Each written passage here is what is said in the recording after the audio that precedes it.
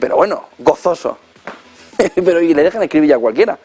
9:22 de la mañana, perdona José María que te he retrasado lo importante, pero no quería dejar a esta Joe Ellison de contestarle que es esto de que tenemos el peor aeropuerto del mundo, porque ha perdido una conexión. Buenos días. Muy buenos días, José Antonio. Te estaba escuchando y la verdad es que me hacía bastante gracia y no es la primera vez que, en mi caso, he perdido un avión precisamente en Londres, ¿no? Y si tuviera que estar escribiendo, pues cada vez que he perdido un avión, no por correr menos que el correcaminos, sino por cómo está el tráfico allí, cuando nos quejamos en el caso de Madrid o de otras ciudades españolas, pues tendríamos que estar haciendo montones de artículos. Y que el Financial Times se haga eco una vez más de algunas cosas respecto a España tampoco me llama no me lleva ninguna sorpresa, porque es dado hacer algunos titulares precisamente no muy favorables en torno a nuestro país.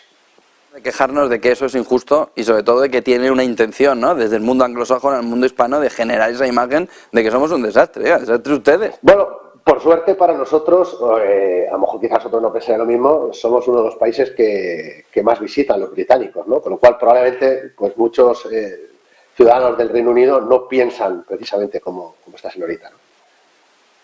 9:24, tenemos el inicio del año, ya en febrero, bastante avanzado. El tono ha cambiado, ves a los inversores y dices, pero si están gozando, se piensan que están en Goldilocks, esto es ricitos de oro, todo vale, todo gana, todo sube, y hasta Meta te puede subir un 28% quitándose las gafas Zuckerberg. Pero en este entorno, la clave fundamental que debe empezar a ver el inversor está en si eso sigue o si es una ensoñación y no hay camino alternativo a que de verdad vayamos a tocar una recesión o a que los tipos de interés, si el mercado laboral no afloja, vaya a llegar a subir mucho más de lo que se esperaba. Y eso tendrá un efecto en el mercado.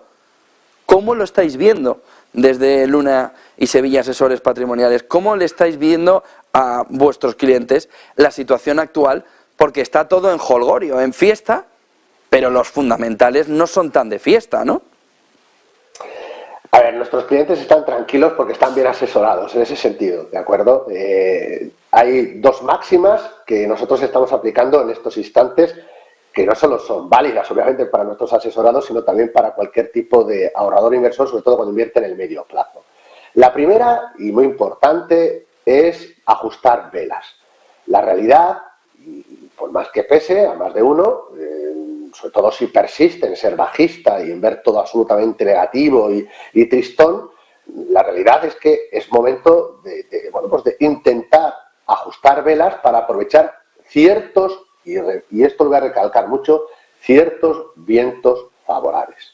Y hay activos financieros que han subido y que probablemente puedan tener un buen comportamiento a lo largo de este ejercicio y que, aunque haya subido en el primer mes y poco que llevamos el día de ejercicio, todavía tienen buenas expectativas. Sobre todo me refiero tanto a la deuda de muy, muy corto plazo de la zona euro. Si los tipos de interés, como bien apuntas, siguen repuntando por esa situación real de inflación, sobre todo la inflación core, la inflación subyacente, la que evitamos ya pues determinados productos o determinados servicios, ¿no?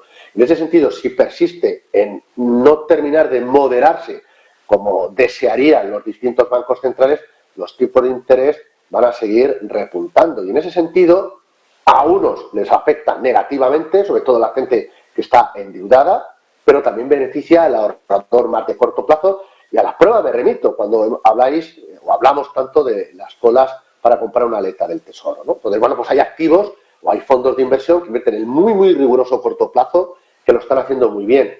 Un ejemplo muy claro lo tenemos en el DWS Floating Rate Notes, producto que mete en deuda, súper corto plazo, fondo muy barato y que es un producto que en este año ya lleva un 0,71%. Estamos hablando de un monetario, ojo, lo digo como alternativa a la aleta del tesoro, hay alternativas en formato fondo. Pero también habría la deuda corporativa de medio plazo, etcétera, etcétera. Ahora bien, igual que hablo de ajustar velas, la parte de deuda en determinados segmentos de renta variable, porque por supuesto que hay que aprovechar el contexto de reapertura de la actividad china, y no solo en fondos asiáticos, sino también en renta variable europea. Hay sectores que se están beneficiando claramente de esa reapertura de la actividad asiática. y también de un contexto de desaceleración de la actividad económica, pero también es verdad que probablemente y por la fortaleza que está habiendo pues en este caso el mercado laboral en Estados Unidos y en ciertas economías europeas, pues a lo mejor se evita una recesión mucho más dura. Entonces, hay sectores que lo pueden estar haciendo bien, ya sea ligados hacia el consumo pues precisamente de ocio, de lujo, que procede de Oriente Medio, procede de Asia, pero también incluso el sector financiero. Pero también es importante, muy importante, llevarse por la templanza. Y no sé si estoy totalmente de acuerdo contigo, José Antonio. Es decir, la complacencia, la excesiva complacencia, al final lleva al fracaso. Y hay motivos para ser, evidentemente, algo más optimistas que lo que éramos en el 2022, claramente más optimistas que lo que éramos en el 2022, pero eso es una cosa, y otra cosa es perseguir precios. Y perseguir precios no es. Entonces, hay que navegar con las velas algo desplegadas, pero con un ancla muy clave, y es la templanza. Y la templanza es, por favor, no asumir un riesgo. Primero, no solo que no nos corresponde, y sobre todo, muy importante, no empezar a decir, como tú bien apuntabas, esto es un escenario Goldilocks, esto todo lo peor ya ha pasado y aquí no ocurre nada, no ocurre nada malo, no puede haber ningún cisne negro.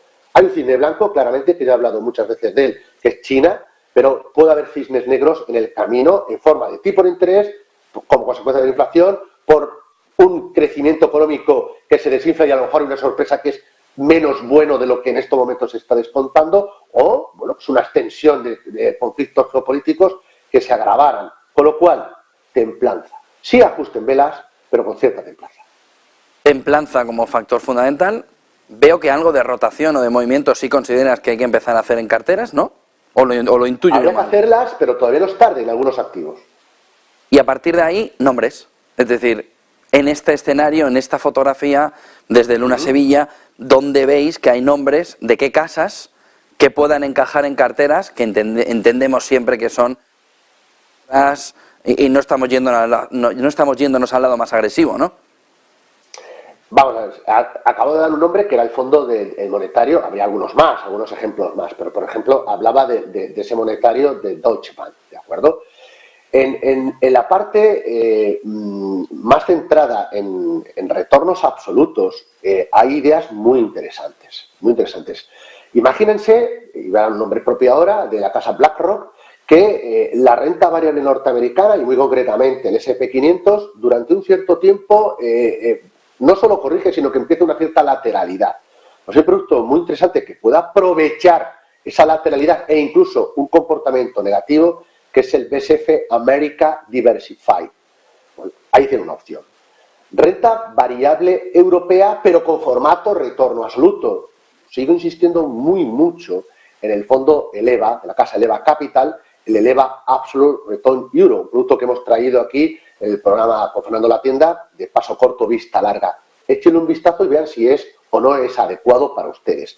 En formato mixtos, si a nosotros nos gusta la deuda corporativa europea, tanto en el grado, por supuesto en investment grade y algo de high yield, muy bien seleccionado, pero sobre todo el sector financiero dentro de lo que es bonos, deuda senior o deuda subordinada, por la fortaleza de los bancos, y ahí están las pruebas bueno, pues el diferencial de lo que ofrece la letra del Tesoro, por poner un ejemplo, y la media de lo que se ofrecen los depósitos bancarios. Pero aparte de renta variable europea, que tiene mejor pinta, ¿cómo poder aprovecharlo con algún fondo? Bueno, pues un nombre nuevo.